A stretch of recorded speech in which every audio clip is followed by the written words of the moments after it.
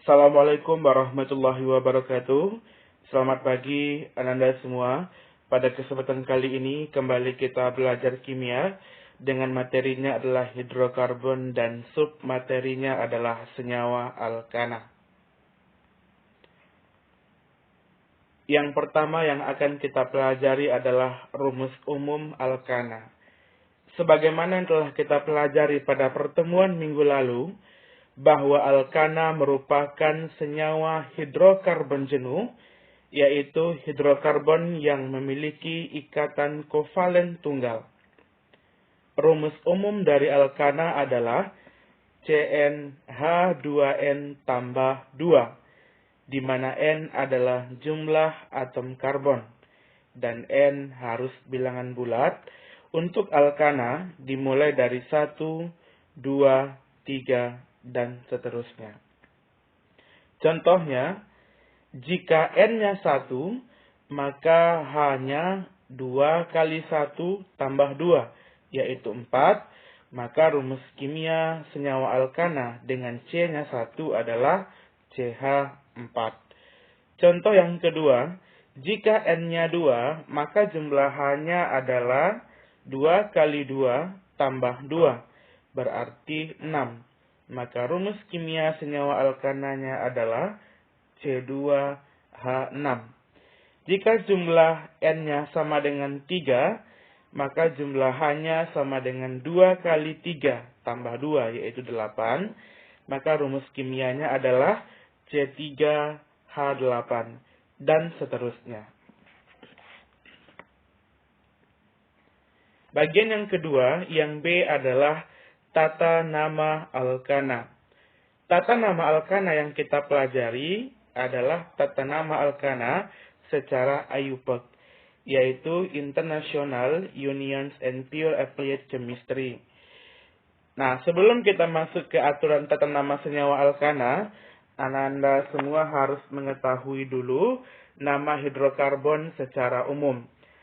Untuk hidrokarbon yang memiliki 1 atom C, itu namanya met, 2 atom C-eth, 3 atom C-prop, dan seterusnya. Yang ini ya, sampai 10, dan seterusnya.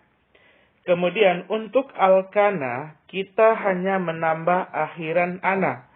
Kalau C-nya 1, berarti met tambah ana menjadi metana. Kalau C-nya 2, itu menjadi et tambah ana, etana. Kemudian C-nya 3, prop tambah ana, menjadi propana. Dan seterusnya, yang di bagian bawah ya. Nah, sekarang ini adalah langkah-langkah pemberian nama alkana. Yang pertama, tentukan rantai induk atau rantai utamanya, yaitu rantai yang paling panjang.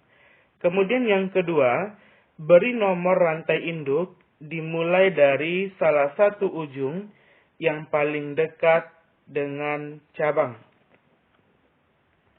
Oke.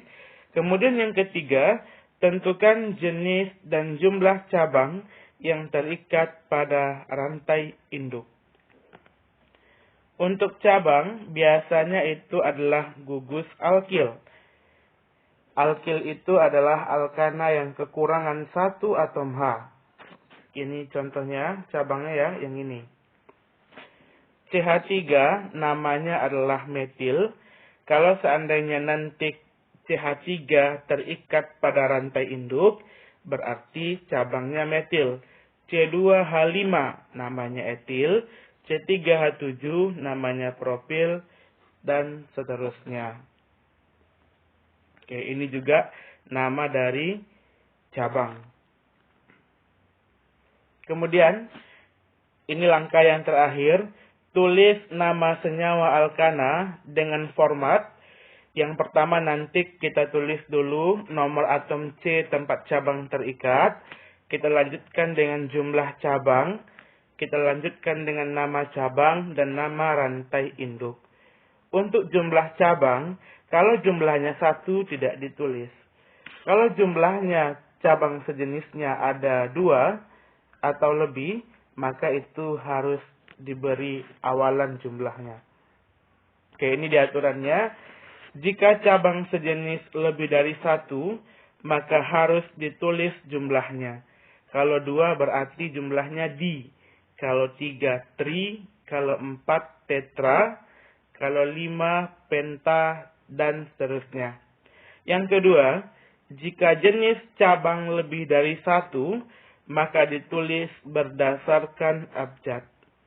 Dan yang terakhir, untuk cara penulisan, di antara angka dan angka diberi tanda koma, dan di antara angka dan huruf diberi tanda strip.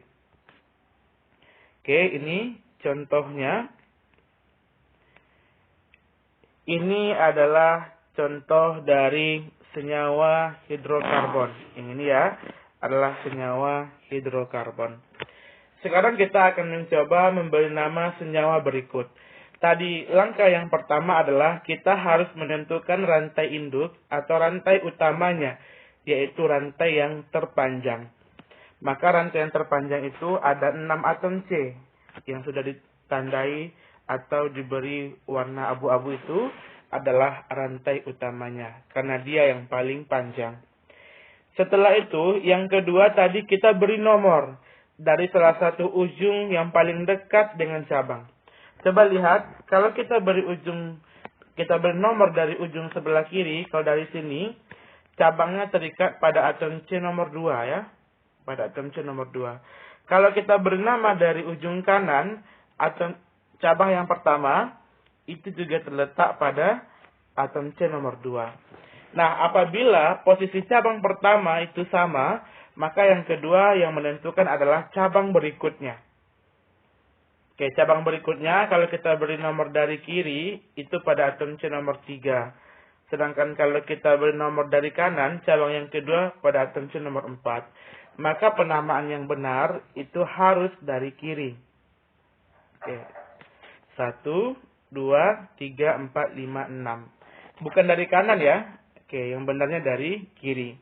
Kemudian langkah yang kedua, tentukan jenis cabang yang terikat pada rantai induk. Jenisnya ada 2, ada CH3 dan ada C2H5. Ini namanya boleh disebut C2H5 ya. Nah, CH3-nya ada 3 buah, sedangkan CH5-nya ada 1. Nah, kemudian untuk menuliskan namanya seperti yang di bawah ini, yang pertama kita harus tuliskan atom C tempat cabang terikat. Cabang terikat pada atom C nomor 2 ada 2 buah metil, pada atom C nomor 3 ada etil, pada atom C nomor 5 ada metil lagi. Berarti jenis cabangnya ada 2, ada metil, ada etil. Berarti harus kita tulis berdasarkan abjad. Berarti harus etil dulu. Nah, kita lihat berarti ini etilnya terletak pada atom C nomor 3. Maka namanya dimulai dari 3 etil.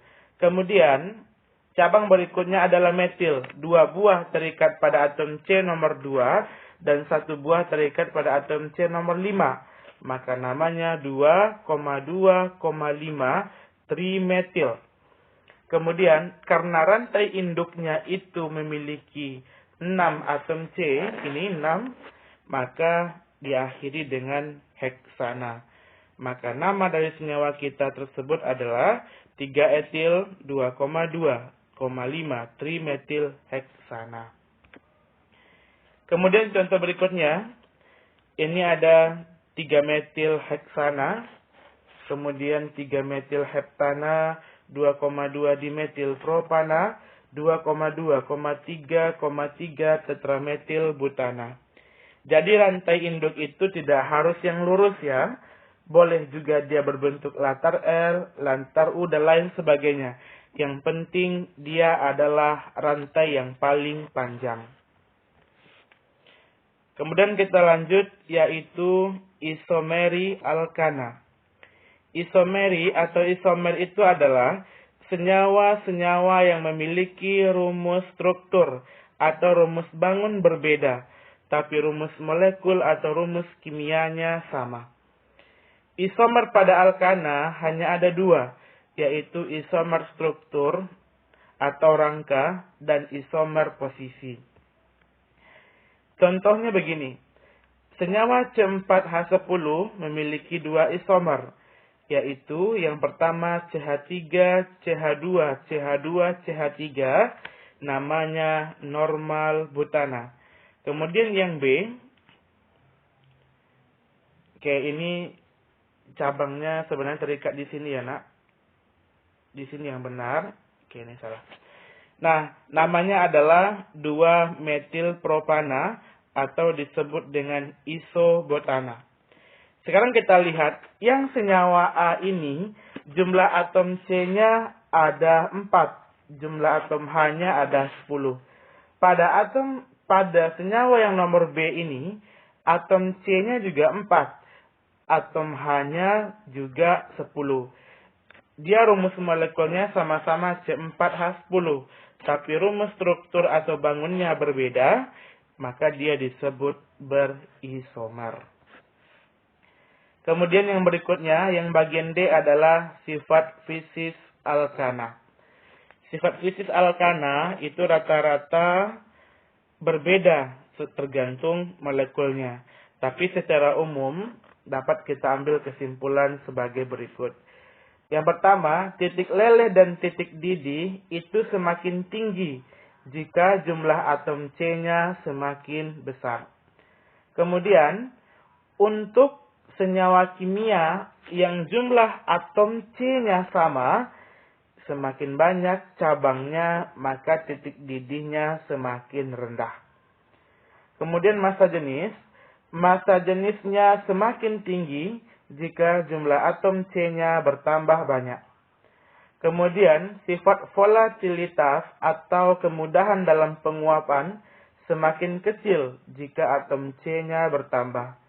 Kemudian, senyawa alkana bersifat non-polar dan tidak larut dalam air, tapi hanya larut dalam pelarut-pelarut non-polar.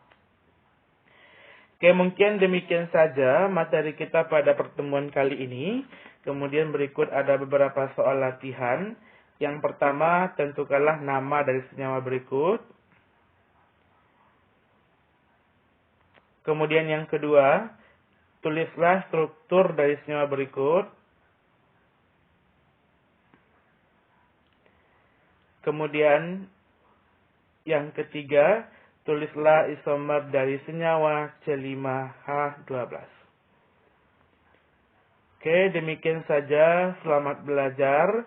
Jika ada hal-hal yang kurang Anda pahami, akan Bapak jelaskan melalui Zoom meeting. Terima kasih. Assalamualaikum warahmatullahi wabarakatuh. Selamat pagi, salam bahagia untuk kita semua.